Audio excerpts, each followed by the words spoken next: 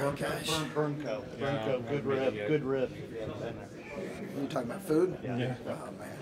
We get two more days. Yeah, that's right. That's right. You guys will trust me. You guys will, as I know, you guys will find spots. I have no concern about that.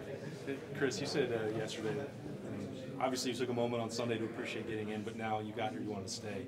Yeah. How significant is this one for you guys? Hard to overstate because I think we beat a really high level basketball team and a really quality program and coach, and I just they were obviously playing very well.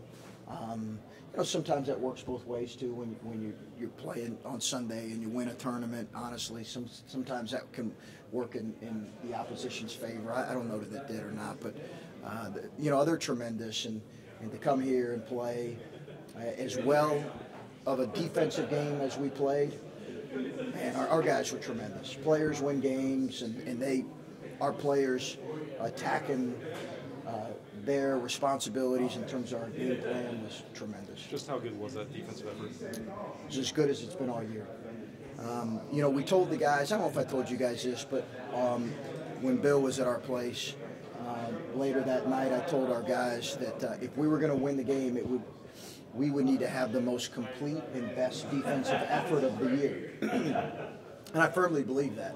I did not think we could be anything but our very best and most complete defensive effort team-wise, and I didn't think we'd win if we didn't, and I think it was our best. Keyshawn has stepped it up, but Yeah. Musa, Tremendous. like, I mean, is that why he's where he is? Is that athleticism in a game like this? Yeah. Or have you just seen something in him that look where he's ready to fill his role, I guess? Well, we had a stretch there where we were struggling scoring without Caleb, but we were also struggling stopping some of the opposition's wings.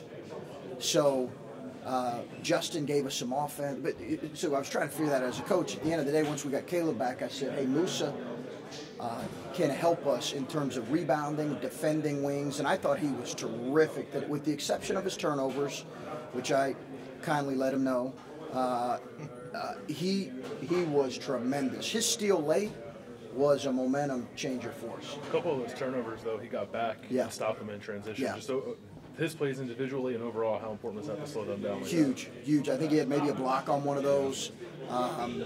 You know, I've probably said 50 times in practice, Musa, keep playing, keep playing, keep playing, keep playing. When he plays, because he wants to do everything right and he get frustrated. But boy, did he keep playing. We're seeing glimpses where his athleticism becomes more apparent, and that's what we've been fighting to kind of see all year is him use his athleticism. Does it feel any differently getting to the second round this year in comparison to last year, just because of what you guys have been through? Yes, very different. Very different.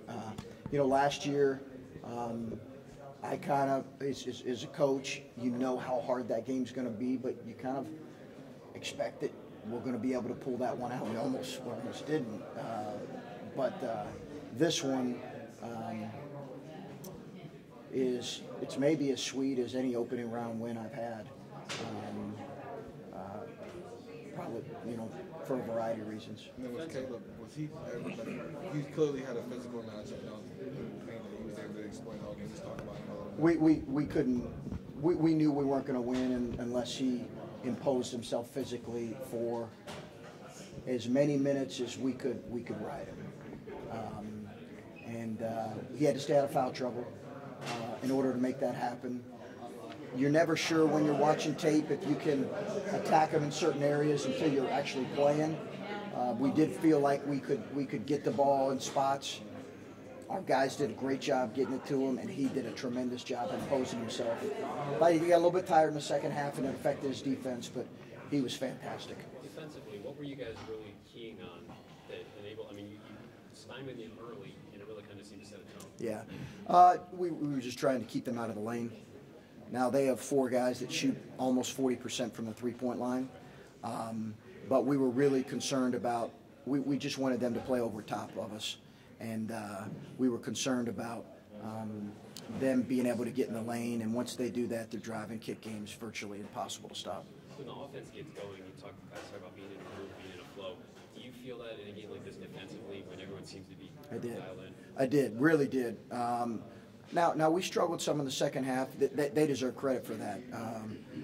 They attacked us and made some tough shots in the second half, really tough shots. And our ball screen defense was sloppy at times, but yeah, we were in a good rhythm and good groove. Chris, as you and Terry talked this week after watching them the first time, like, how much was on the table in terms of what you might try to do defensively? Did you contemplate it all, kind of really mixing it up, or was it always going to be sort of sticking to what you guys have done all year on that end of the floor? Oh, no, we put in a secondary defense this week because we were so concerned about stopping them and slowing them down. So we did. We put in a new one. Spent some time on it. I'm always a little apprehensive to go to it. We would have if we felt like we needed to. We almost did on a spot or two, but I just like the rhythm we were in. Chris, you guys tend to win ugly. Yeah. I mean, it was an ugly win in a sense tonight. Yeah. Does that help you come tournament time? It's not like you're blowing teams out and you get in the tournament and Right. start to tighten up. You just kind of, Right. you're used to this grinder mode. Yeah. Is there any maybe benefit to this? It's a good question. I think you'd have to go back and kind of study how teams have won this time of year. I do think there is a bit of a blueprint in terms of what you have to be night in and night out in order to win. At least that's the way that I've found it is. And for our team right now to win, it did needed to be a certain type of a game. And if it's ugly, it's ugly. It needed to be certainly a certain type of game for us to be able to play against, because they're so gifted offensively. And I think we made it that. Sorry if people didn't enjoy it. But, Is that a Big Ten style game you're talking about? Because this league's having a lot of success right now. well, I think, listen, as I've said, this league is the best I've ever been a part of. I've never seen a league top to bottom that is so hard to play in. And I think, I laughed when people talked about, Ohio State we played 20 league games, and we did have some losses, and we did have some bumps. But if you play 20 league games, guess what? When other teams go to 20 league games, you're going to see more losses. When you have a league this deep and this good, so give our league a lot of credit for preparing all of us. Now we all got work to do here as we move forward. Obviously, you were really busy today. Did you ever catch a little bit of what Gardner-Webb was doing? I did. Loved. I watched every moment of the Gardner-Webb game. I gave myself that 2-hour window to not worry about anything else but watching the school that gave me my first head coaching job. I texted Chuck Birch, the AD, good luck, and he and I have talked this week, and I texted Tim Kraft and the SID before the game, and I watched every moment of it, and I was believing. I was believing at halftime. I was a believer. Chris, there's so much randomness that happens on the first 2 days of this tournament every year. Yet you have yet to lose an opener. I think you're 6-0 or 5-0 now. How does that happen? I know you can't. It's not something you think you can sustain forever. You hope to. But just sitting here now, knowing that's a fact, just happened. How does that sit with you? I think it's honestly, really good players that have committed to understanding what this time of year is about, and it's about our team, and it's about playing and committing to playing a certain way. So I think it's really good players who've kind of committed to, hey, you want to be a part of this time of year and play as long as you can, then you'll commit to playing a certain way. And our teams have really done that. Now, we've had a lot of those games have been close. Mm-hmm. They really have. But this is certainly up there in terms of ones that I just am so appreciative of, maybe as much as any. Did you see this in Keyshawn? Last week and a half. 2 weeks. Yeah, mid-season, did you see? No.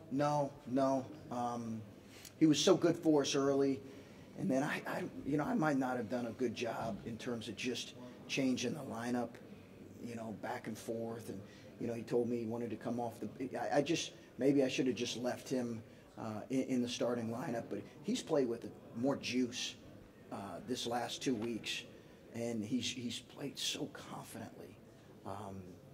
And he's led our team in such a unique way that I don't know that I've had a fifth-year guy kind of take the reins of a team as much as he Has has. that confidence been the issue? It seemed like that's what he was lacking when it wasn't going well. He just kind of he'd drive in and he couldn't get rid I of the think ball. so. Yeah, I think that and frustration.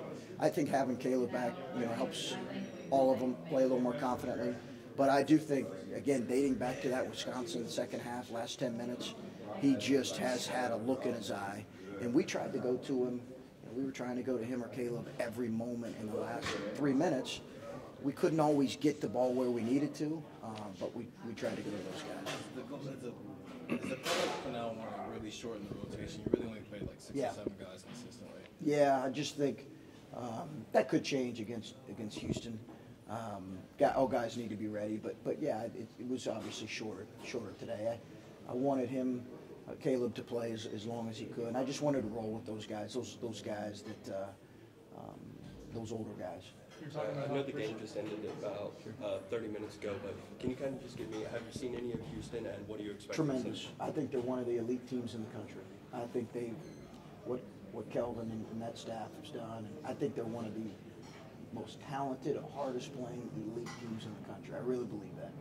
So we've got as big of a challenge as probably I've had coaching this tournament. What do you need to do to go to Sweet 16?